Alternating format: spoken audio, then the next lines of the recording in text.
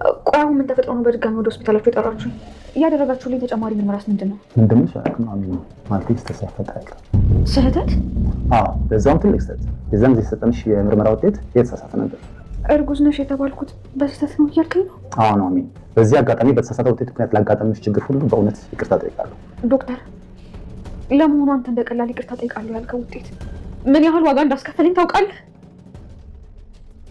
እባክሽ ወደ ውጤቱ ለፊ። ምንድነው ነገር ማንዛዛት? እርጉዝ እንዳልሆንኩኝ ነገሩኝ። ምን? ይኸውና ውጤቱ። ምን ሆነ? ስራት የለም እንዴ? ምን ልሰራ እዚህ መጣ? ደግሞ ምን አገባ? አሁን አሳልፈኝ መጣ። ምን ልሰራ ነው የመጣው? እዚህ ምን ልሰራ መጣ? ምን አገባ? ስራት የለም። አንተ አታፍርም? ስለስነ ስርዓት ታወራ? አዎ እነግርሃለሁ። ስለ ስርዓት እንዴ አንተ የሰው ሰው ለመግደል የምትጥሩት እናንተ አላችሁ እንዴ? አሁን አሳልፈኝ። ሰማኛለህ? እዚህ ምን ልሰራ መጣ?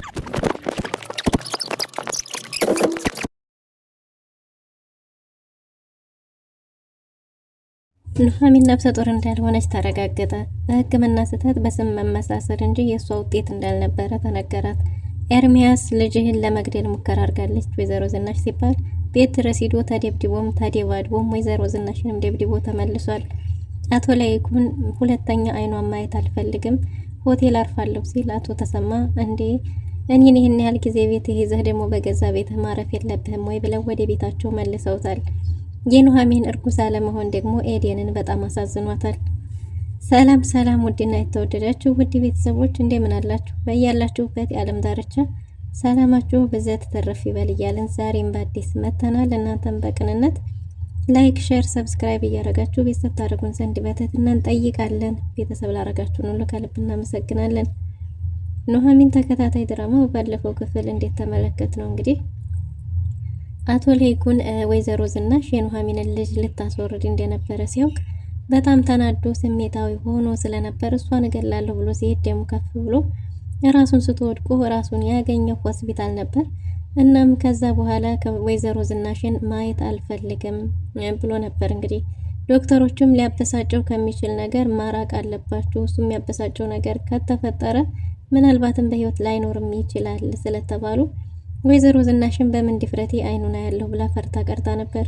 ግን ደግሞ እዛ ሆስፒታል እየተመላለሰች እያየች ነበር።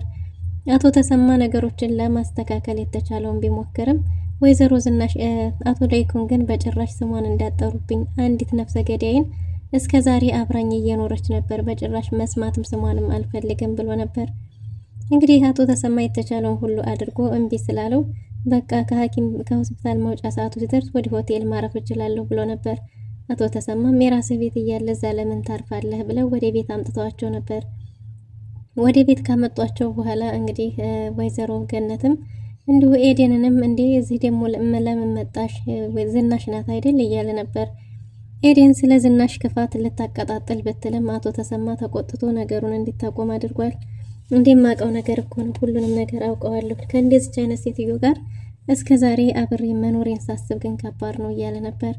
ገነትም ይሄን የመሰለ ቤት ያን የመሰለ ቤት ያን የመሰለ ህይወት እያለው እንዴት ነው ሆቴል የምታርፈው? በዛ ላይ ደግሞ ለዚህ ያበቃህንም አንተው ነህ። ስለዚህ እስከፈለግከው ማረፍ ትችላለህ፣ ግን ደግሞ ወደ ቤት መመለስ አለብህ እያሉ ቢሸመግሉም ስለሷ ሁለተኛ ስሟን ካነሳችሁብኝ እንግዲህ ወደ ሆቴል ሄዳለሁ፣ ሁለተኛ ስሜን አይኔን አታየውም ብሏል አቶ ላይኩን ለአቶ ተሰማ። አቶ ተሰማ እሺ በቃ ሁለተኛ አላነሳም ብሎ ነበር። ኑሐሚን ሐኪም ቤት ነይ ተብላ ተጠርታለች። ነይ ተብላ ከተጠራች በኋላ ድጋሚ የተለያዩ ምርመራዎች ተደርጎላት ነበር። እናም ዶክተሩ ይቅርታ እባክሽ ኑሐሚን ይቅርታ፣ መቼስ በዚህ እርግዝና የተነሳ ብዙ ዋጋ እንደከፈልሽ መገመት አይከብድም። እናም በስም መመሳሰል እንጂ ያ ውጤት ያንቺ አልነበረም፣ እጅግ በጣም ይቅርታ፣ አንቺ ነፍሰ ጡር አይደለሽም ብሎ ነግሯታል። ኑሐሚንም ዶክተር እንደዚህ በቀላሉ አንተ ይቅርታ የምትለኝ ጉዳይ ስንት ዋጋ እንደከፈልኩበት ታውቃለህ? ወደኋላ ተመልሼ እንዴት ብዬ ላስረዳህ? ስንት ከባድ ጊዜያቶችን ስንት ዋጋ ከፍያለሁ፣ ስንት ከባድ ነገር አሳልፌያለሁ እያለችው ነበር። እሱ ይገባኛል፣ እባክሽ ይቅርታ አድርጊልን፣ የስም መመሳሰል ነው ብለው እንግዲህ ኑሐሚን እንኳን ደስ አለሽ ተብላ ተሸኝታለች። እውነትም በጣም ደስ ብሏት ነበርና የመጀመሪያ ማን ጋር ልደውል? ናሆም ጋር ልደውል? አቶ ላይኩን ጋር ልደውል እያለች ግን ደግሞ አባቴ ነው መጀመሪያ መስማት ያለበት ብላ ለአባቷ ደውላ ነበር። እናም እንግዲህ ኑሐሚን ሐኪም ቤት ሆስፒታል ተጠርታ እንደሄደችና ደስ የሚል ዜና እንዳላት ስትነግረው አቶ ላይኩንም አቶ ተሰማ እንዴ ሆስፒታል ነኝ ብሎ ደግሞ ደስታ አለ እንዴ ምን ሆነሽ ነው ኑሐሚን እያለ ነበር። እሷም እንግዲህ ስመጣ ነው አባዬ የምነግርህ እያለች ነበር። ስትመጭ የምትነግሪኝ ከሆነ አሁን ለምን ደወልሽ ቢላትም ደስታዋ አላስችል ብሏት እንደሆነ ተናግራለች። አቶ ተሰማ ምን ሆና ይሆን የሚለው ነገር እያስጨነቀው ነበር። ከዛማ አሁን ለማን ልደውል? ለአቶ ለይኩን ልደውል? በዛ ክፉ ጊዜ ከጎኔ ፊቱን ያላጠቆረብኝ እሱ ነበር፣ ለሱ ልደውል ወይስ ለናሆም ልደውል እያለች ነበር። እናም እንግዲህ ኑሐሚን እንዲህ ካለች በኋላ እንዴ ቤት ከሄድኩ በኋላ ለአባዬ ነግረዋለሁ፣ አባዬ ቢፈልግ ይንገረው ባይፈልግ አይንገረው፣ ምንድነው ሀገር ይወቁልኝ ማለት እያለች ራሷን በራሷ እየጠየቀች እየመለሰች ወደ ቤቷ ሄዳለች። አቶ ተሰማ ለአቶ ለይኩን ምግብ አዘጋጅለት እያላት ነበር ወይዘሮ ገነትን። ቆንጆ ምግብ ምንድነው የምትፈልገው ቢባልም ምንም እንደማይፈልግ ማረፍ ብቻ እንደሚፈልግ ቢናገርም አቶ ለይኩን የሚወደውን አዘጋጅለት ብሎ ትእዛዝ ሰጥቷል። ጓደኛህ ጋር ተሰደድ የሚባለው እኮ ይሄ ነው። ቢያንስ ክትፎም እንኳን ልታዘጋጅልኝ ቢሆን ሀሳቧን አስቀይረሃል እኮ እያሉ እየተጨዋወቱ ነበር። ደስ የሚል ጊዜ ነበራቸው። ወይዘሮ ገነትም እሺ በቃ አሁን አዘጋጅቼ እመጣለሁ ብላ ተነስታ ወደ ክችን ገብታለች። ተነስታ ወደ ክችን በገባችበት ጊዜ እንግዲህ ስለ ኑሐሚንና ስለ ወይዘሮ ገነት እያወሩ ስለነበረ አቶ ተሰማ ለማስታረቅ የተቻለውን ቢሞክርም ያን ጊዜም እኮ ፈርታህ ነው እንጂ እየተመላለሰች ከሆስፒታል አልጠፋችም ነበር እያለ ነበር። እንደዛ የምትል ከሆነ ቤትህን ለቅቄልህ እሄዳለሁ። ወይዘሮ ገነት እንደ መላክ ተልካ ባትመጣ እኮ የልጃችንን ልጅ አተን ነበር እያለ ነበር። ኤደንም ይሄንን ተለጥፋ እያዳመጠች ስለነበረ ሁሉንም ነገር ስለ ወይዘሮ ገነት ነግራታለች። እንዴት ወናውን ችለሽበታል እኮ በዚህ ልክ ማስመሰል፣ ጭራሽ መላክ ተባልሽ እኮ እያለቻት ነበርና መቼም ያችን ኑሐሚንን ነው የሚሆነው እያለች ነበር። አይ እሷን ሳይሆን አንቺን ነው፣ አንቺ ልጁን እንደ መላክ ተልካ ባታተርፍ ኖሮ ምን ሊፈጠር እንደሚችል ነፍሰ ገዳይ ናት እኮ ብለዋለ ስለ ወይዘሮ ዝናሽና ስለ አንቺ ነው ወሬው እያለች ወሬ እያመላለሰች ነበረ። በይ ቡና አፍሊለት ፏፍተሽ ብለሽ የተከበረ እንግዲያ ነው የመጣብን፣ ስለዚህ ልብስሽን ቀያይረሽ ቡና አፍሊለት፣ የሚያወሩትንም አዳምጪ ብላታለች ወይዘሮ ገነት ኤደንም እሺ ብላ ጉድ እያለች ሳለ ኑሐሚን ስትሮጥ ወደ ቤት መታለች። ኑሐሚን እቤት ስትደርስ አቶ ለይኩንንም ስላገኘች ሁሉንም አንድ ላይ ስታገኛቸው እጅግ በጣም ደስ ብሏታል። ፊቷም የደስታ ፊት እንደሆነ ያስታውቅ ነበር።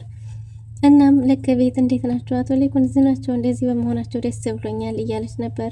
እሳቸውም እንግዲህ እሷ ቤት እንደመጡ እየነገሯት አቶ ተሰማ እንዴ ደስ የሚል ዜና አለኝ፣ መጀመሪያ እንኳን ሰላም መጡ፣ ስለመጡ ደስ ብሎኛል፣ ግን ደግሞ ደስ የሚል ዜናም አለኝ፣ ሰርፕራይዝ አለኝ እያለች ነበር። እንዴ ምንድነው? ቅድምም እኮ ደውለሽ እንደዛ እያልሽ ነበር፣ ምንድነው? ተናገሪ፣ ትቆሚያለሽ ወይስ ትቀመጫለሽ እያሏት ነበር።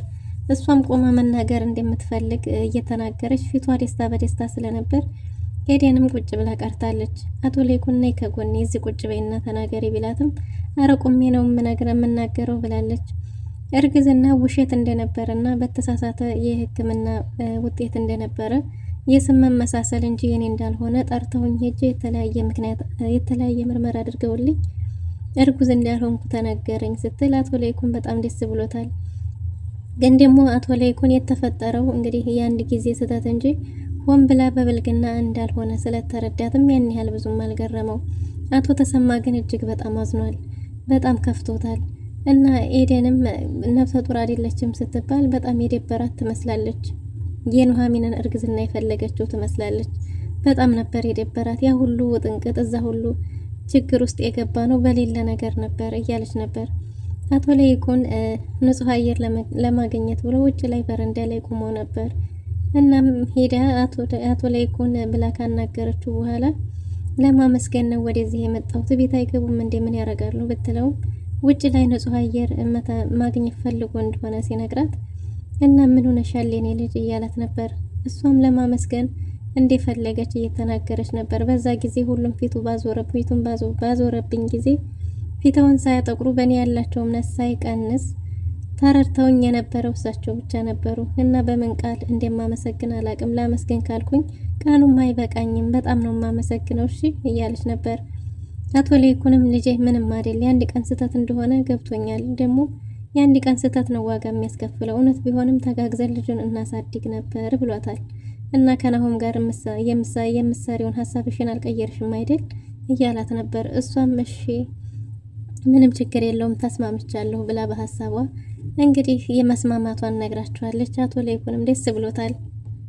ኑሐሚን አባቷን ቅር ብሎ ስታይ እንደ አባዬ ምን ሆነ ነው ደስ አላለህም እንዴ? ደስ ይልሃል ብዬ እኮ ጠብቄ ነበር፣ ግን አንተ አሁንም እንዳዘንክነህ ብትልም አቶ ተሰማም እንግዲህ የዛ ጊዜ በሰው ፊት አምራን ስላዋረደችው እጅግ በጣም ተናዶና ስሜታዊ ሆኖ የተናገረው ነገር ሁሉ በሰው ፊት ያረጋት ነገር ሁሉ ትዝ ብሎት እየተጸጸቱ እንደሆነና አይኗን ማየት ለመድፈር እንዳያቃተው እየነገራት ነበር። በተለይ ያቺ አምራን እያለ ነበር እንግዲህ ኑሐሚንም እንዴ አባዬ አንተ እኮ ምንም ያጠፋኸው ነገር የለም ምንም አላደረክም ብላ አጽናንተዋለች። እንዴ ብያንሽ እንደፍኛል እንደፍሬ ልጅ እያለ ነበር። ዳጊ ሰተት ብሎ ኑሐሚን ዘንድ ሄዷል። ኑሐሚንን ለማግኘት በስበቡ ለማየት አቶ ላይኩንን ስበብ አድርጎ ወደዛ ቤት ሄዷል። አምራንና ኤርሚ ተገናኝተው ኤርሚያስ ስለ አምራን የተፈጠረውን ነገር ሁሉ ለኤርሚያስ ነግረዋለች። ኤርሚያስም የኔ ልጅ ነው ለመግደል ሙከራ ያደረገችው ብሎ ተናዶ ስሜታዊ ሆኖ ሄዷል። እናም እንግዲህ መጀመሪያ በር ሲከፈትለት ናሆም ስለነበረ ደግሞ አንተ እዚህ ምን ታረጋለህ ሲለው ገና ነበር ድብድብ የጀመሩት። በስተመጨረሻም እንግዲህ ድብድቡን ሰምታ ወይዘሮ ዝናሽ ስመጣ እንደውስ የምፈልገው አንቺን አይደለም እንዴ ብሎ በጥፊ ጆሮ እስከሚገነጣ ሲያጮሃት እንግዲህ ባፏን ባፍንጫውም ደም ተፍታለች ማለት ነው። ናሆምና እሱም በኃይለኛው ተደባድበዋል። ወይዘሮ ዝናሽ ዳጊ ብላ ስትጣራ ዳጊም ሞቶ ብድሩን መልሷል ማለት ነው። እናም እንግዲህ ኤርሚያስ አፍንጫውንም ግንባሩንም ተለጣጥፏል። አምራንም ምን ነው ባልተናገርኩ ነበር ውሸት ነው እያለችም ለማረጋጋት ሞክራ ነበር፣ ግን አሻፈረኝ ብሎ ስለነበረ የሄደው እንግዲህ ተደብድቦ ተመልሷል። ተደብድቦ ተመልሶ መንገድ ላይ ሲገናኙም ለአምራን ባሏ ባለዲያው እንደሆነና ግን ደግሞ ዳጊ ብድሩን እንደመለሰ ነግሯታል ማለት ነው። እንዲህ ማድረግ አልነበረብህም፣ እንዴት ፊት ለፊት ትጋፈጣለህ? ከኤሚስ ጋር ያለው የፍቅር ግንኙነት እንዴት አረክ? ግን ደግሞ ወይዘሮ ዝናሽን ለመበቀል ብለህ የማትወጣው ጣጣ ውስጥ እዛ ቤተሰብ ውስጥ ባገባ ጥሩ ነው ብለው ነበር። ከዚህ በኋላ ንጉስ ሰሊጥ ማለት የተገኘ ነው ጋብረታ ወቀጥ ነውና አንቺም ራስሽንም አለቅሽም እያላት ነው። ኤርሚያስ ለበቀል ያንን ቤተሰብ ተነሳስቷል። እና ዳጊም እንግዲህ በተፈጠረው ነገር ተባብረው ናሆምና ዳጊ ሆነው ኤርሚያስን ደብድበው ሸኝተውታል። ኤርሚያስም እመለሳለሁ እያለ ዝቶ ግቢውን ለቆ ወጥቷል ማለት ነው። እናም እንግዲህ ናሆም ሻንጣውን ጠቅልሎ ወደ አምራን ዘንድ ሊሄድ ሲል እናቱ ወይዘሮ ዝናሽ እግሩ ላይ ወድቃ ባጠፋችው ጥፋት እንደተጸጸተች ኑሐሚን ይቅርታ እንዳደረገችላት ከዚህ በኋላ ምንም አይነት ስህተት እንደማሰራ ቃል ገብታ መላ ተገዝታ እግሩ ላይ ወድቃ ይቅርታ ጠይቃ ፍቅረኛውንም እዛው ቤት ውስጥ እንዲያመጣ ፈቅዳ ተስማምተዋል ማለት ነው። ኤርሚያስ ዳጊም እንዲህ እየሆነች ረግጠህ እናትህን እንዳትሄድ እያለው ነበር። እሱም እንግዲህ ለእናቱ ይቅርታ አድርጎ ተረጋግቶ ተመልሷል ማለት ነው። ናሆም የተፈጠረውን ነገር ሁሉ ስለ ኤርሚያስ የነገራት የተፈጠረውን ሁሉ የግድያ ሙከራ ማረጉን የተናገረው ናሆም ነበር ለአምራን የነገራት። አምራም ነበረች ደግሞ ለኤርሚያስ የነገረችው ማለት ነው። እና ወደዛ ቤት አንሄድም በኑሐሚን ላይ እንዲህ ካረገች እንዴት ባንቺስ ላይ መደረጉ ይቀራል፣ ስለዚህ እዛ ቤት አንገባም እያለ ነበር። አሁን ግን ሀሳቡን የቀየረ ይመስላል። በሌላ በኩል ኑሐሚን እንግዲህ ለአቶ ላይኩን አንዳንድ ዕቃ ገዝተሽ ነይ ተብላ ወደ ሱቅ ልትወጣ ስትል ዳጊ መጥቶ ዳጊም እሷን ማየት እንደፈለገና የተፈጠረው ነገር ውሸት እንደሆነም ነግረዋለች። እሱም ደግሞ ማግኘት እንደሚፈልግ እራትም ልጋብዝሽ ብሏታል። አቶ ላይኩንን ስበብ አድርጎ የመጣሁት አንቺን ለማየት ነው እያለ ነው። አባቴ ከመምጣቱ በፊት ቤቱን ለቀህ ውጣ ብትለውም እሱም እንግዲህ እሺ ካላልሽኝ አልወጣም ብሎ ገገም ብሏል። አቶ ተሰማም ይሄ ልጅ ምን ፈልጎ ነው እዚህ ድረስ የመጣው ምን ማለት ነው ሲልም እንግዲህ አቶ ላይኩንን ሊጠይቅ እንደመጣ ተናግራለች። ግን ደግሞ አቶ ተሰማ ሁኔታው አላማረውም፣ ብቻ ደስ አይልም ይሄ ልጅ እያለ ነው። ኑሐሚን ዕቃ ገዝተሽ ነይ ለአቶ ላይኩን አንዳንድ ዕቃዎችን ገዝተሽ ነይና አዘጋጅለት ምግብ ተብላ ወደ ሱቅ ስትወጣ ነበር ናሆም በር ላይ ቆሞ ወደ ቤት ለመግባትም ፈርቶ የቀረው። ኑሐሚን ገብታ ወደሱ መኪና ውስጥ ገብታ እያዋራችው ነበር። እናም እንግዲህ የተፈጠረው ነገር ውሸት እንደሆነ እርግዝናውም ውሸት እንደሆነ ነግረዋለች። ግን ደግሞ ከኤርሚያስ ጋር ይቅርታ አድርጋላት እንድትኖር እየነገራት ነበር። እኔ እንኳን ይቅርታ አደረኩ ማለት አይደል እያላት ነበር። እሷም እንግዲህ አንተ ይቅርታ አረክ ማለት ምናልባት አንተ ያለሷ መኖር ላችል ይሆናል፣ እኔ ግን ያለሷ መኖር እችላለሁ ብላለች። በስተመጨረሻም እንግዲህ ናሆም አምራንን ላገባት ነው ወስኛለሁ እያላት ነበር። ኑሐሚን ላገባ ነው ሲላት ብዙ ደስ ባይላትም ስላንተ ደስ ብሎኛል፣ ግን ደግሞ የእውነት ተቀይራለች ወይ እያለችው ነበር። ለምን ጥሩ ስሜት እየተሰማሽ አይደለም እያላት ነበር። ስለ ድብድቡም ነግሯት ኤርሚያስ ሂዶ እንደተደባደቡ ነግሯት ነበር። እሱን ደግሞ ዲያጊ እንደነገራትና ዲያጊ እነሱ ቤት እንደሆነ አቶ ላይኩን ሊጠይቅ እንደመጣ ነግረዋለች።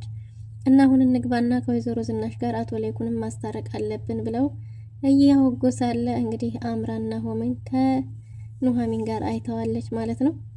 ኤርሚያስም እንግዲህ ኑሐሚንን ይቅርታ አድርጋላት እንዲያገባ፣ ምክንያቱም ኤርሚያስ ጋር ካልሆነች ኑሐሚን ለሷ ስጋት ስለሆነች ለራሷ ስትል የተቻላትን ሁሉ እያደረገች ነው። ግን ደግሞ ኑሐሚን ከዚህ በኋላ ከሱ ጋር ከሆንኩ ሞታለሁ እንጂ ሁለተኛ ከሱ ጋር ከኤርሚያስ ጋር አልሆንም ብላለች። በዛ ላይ ደግሞ አባቷም ከኤርሚያስ ጋር እንድትሆን የሚፈቅድ አይመስልም። ውድና የተወደዳችሁ ለዛሬ የነበረን ቆይታ ይመስል ነበር። በቀጣይ እስከምንገናኝ መልካም ጊዜ